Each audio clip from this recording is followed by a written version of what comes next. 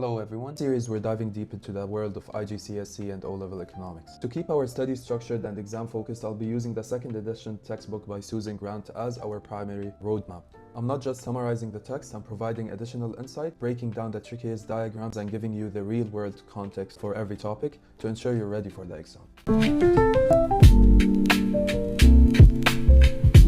The topics we're going to cover in this chapter are four main ideas. First, finite resources and unlimited ones. Second, types of resources. Third, economic goods and free goods. And fourth, how nations redefine the cost of living. By the end of this chapter, you should clearly understand why economies must make choices and how countries manage their resources. So let's begin with the basic problem that every economy faces.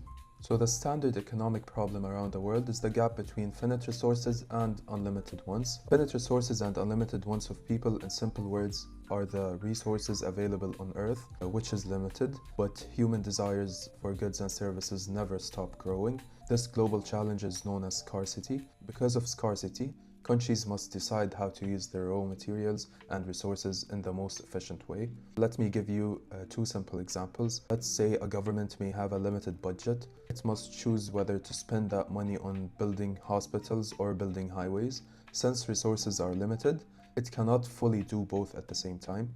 Another example is when a country may have limited farmland. It must decide whether to use that land to grow food crops like wheat and rice, or cash crops like coffee or cotton that generates export income. These kinds of choices exist in every economy in the world, which is why understanding scarcity is the foundation of economics. On this slide below, you can find the key definitions: needs, wants, resources, the economic problem, economic goods, free goods, and scarcity.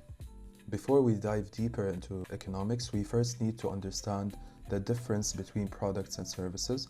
These can also be classified as tangible and intangible. Tangible things are objects that occupy space and can be physically touched, seen, measured, or weighed. Products are a good example of tangible things. For instance, your smartphone is tangible, your laptop is tangible, your tablet or iPad is tangible. You can hold them, measure them physically, interact with them. On the other hand, we have intangible things where they do not have a physical form. They cannot be touched or placed in a box.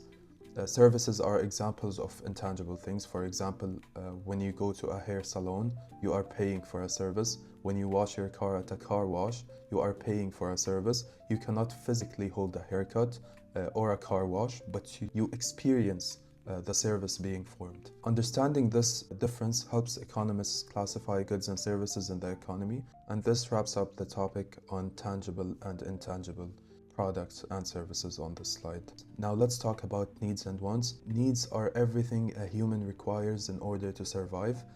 These can be divided into five main groups.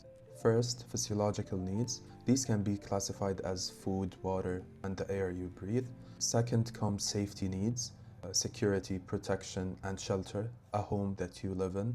Third comes social needs. Humans naturally need relationships, friendships, and a sense of belonging. Fourth comes esteem needs. People want to feel recognized, respected, and appreciated for their achievements. Fifth comes self-actualization. This is the need for personal growth and reaching one's full potential, such as improving skills, exercising, or achieving personal goals. Now let's look at wants, the other side of the slide. These are expensive goods that are not necessary for survival but improve comfort or status.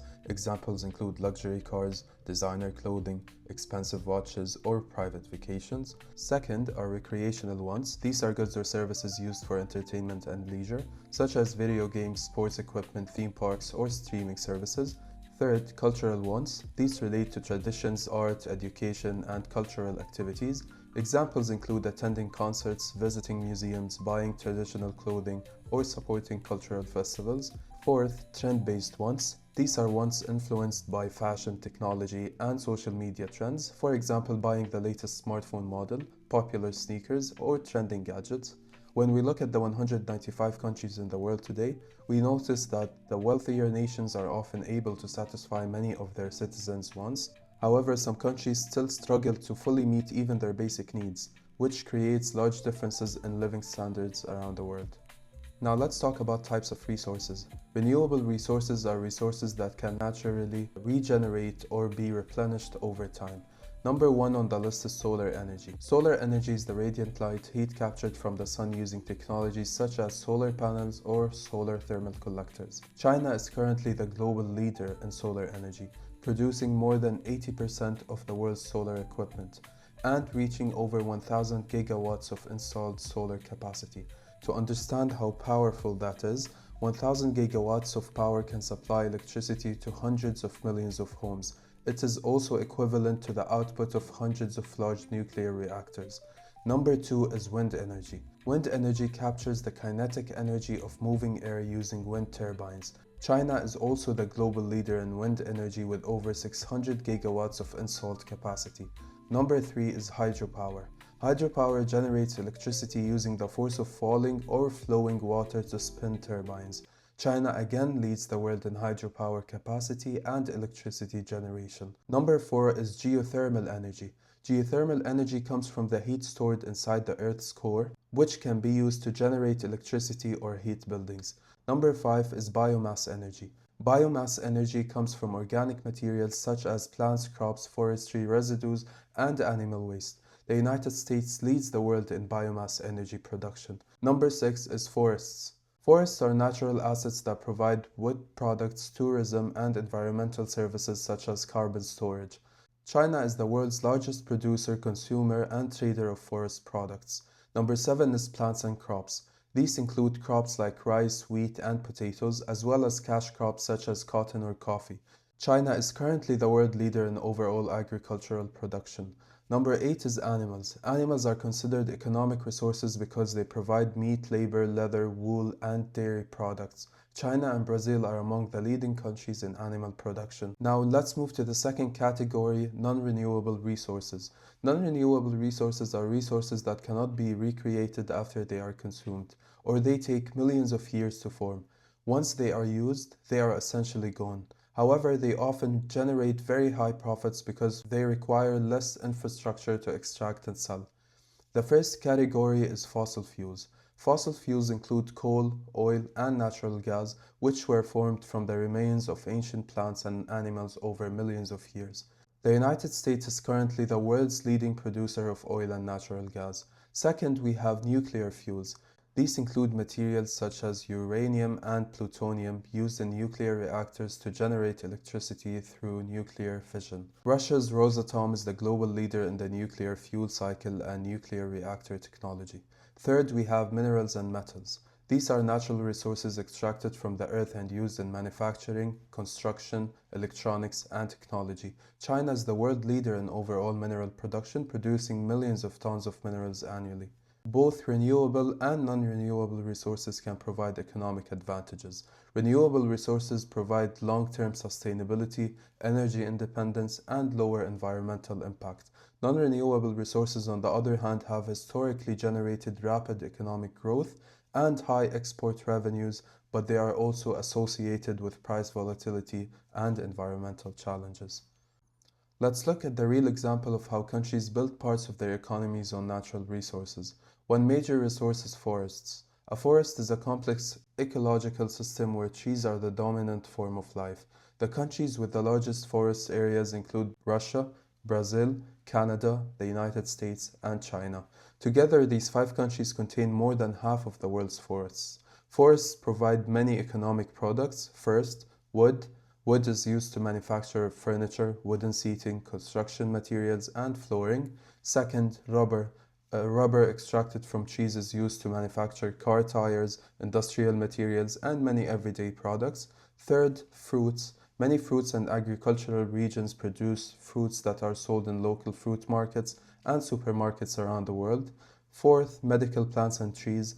Many medicines used in healthcare today are derived from plants and forest resources. This shows how natural resources can play a major role in supporting national economies and global industries.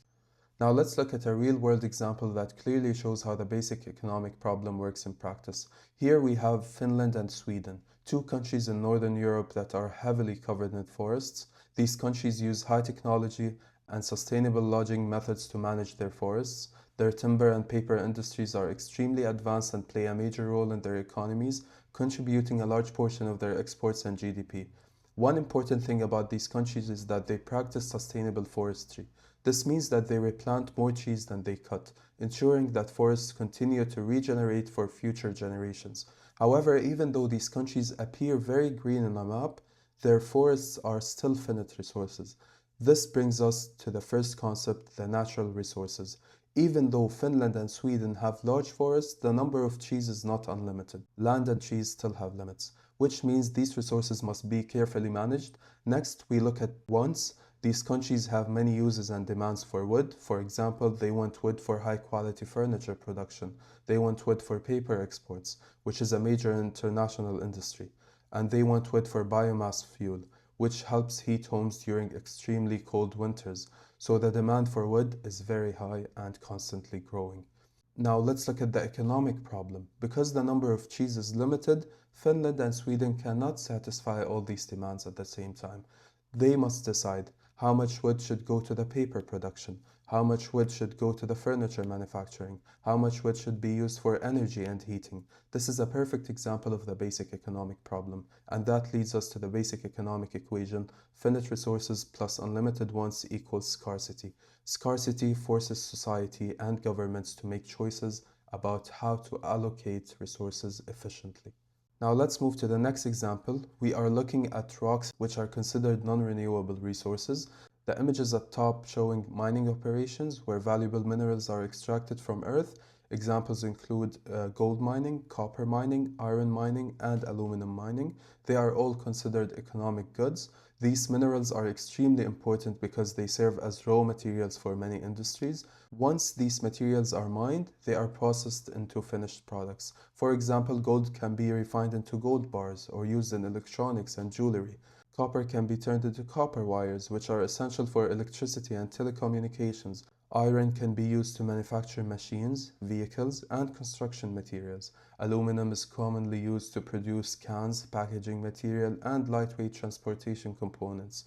Now let's connect this to our definitions. These finished products are considered economic goods, just like the ones above them. An economic good is a product that requires resources to produce and therefore has an opportunity cost. In other words, producing it uses labor, capital, machinery, and natural resources. Because resources are limited, producing one product means giving up the opportunity to produce something else. On the other hand, free goods are goods that do not require scarce resources to obtain and therefore have no opportunity cost. Examples include things like sunlight or the air we breathe, which are naturally available without economic production. However, minerals such as gold, copper, iron, and aluminum are definitely not free goods. They require expensive mining operations, skilled labor, heavy machinery, and energy to extract and process them. Therefore, they are classified as economic goods. Let's now look at another real-world example that demonstrates the economic problem and scarcity. This example focuses on Afghanistan, which is often referred to as a country with hidden mineral wealth. Geologists estimate that Afghanistan may contain between $1 and $3 trillion worth of natural resources beneath its soil. These resources include copper, iron ore, earth materials, and other valuable minerals used in modern technology. However, this leads us to the basic economic problem. Even though the country has enormous mineral wealth underground, the actual usable wealth is limited by the country's ability to extract, process, and sell those resources. In other words, simply having resources underground does not automatically create economic wealth. Now let's look at the resource itself. The minerals in Afghanistan are finite resources. There is a limited amount of copper, iron, and rare earth elements. But there is another challenge. The country lacks several important factors of production, including skilled labor, advanced machinery, investment capital, and modern infrastructure. Without these factors, it becomes very difficult to extract minerals efficiently.